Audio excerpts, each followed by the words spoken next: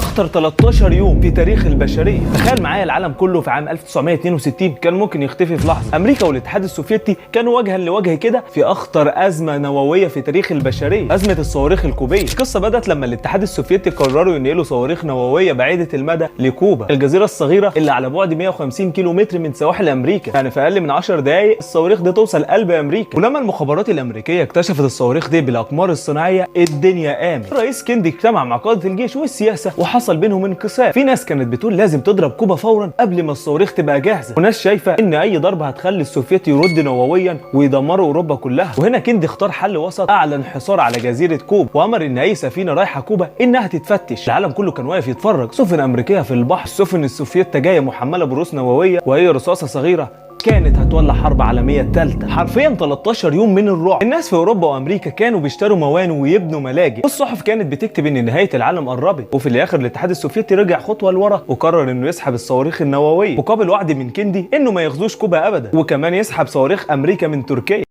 تشرب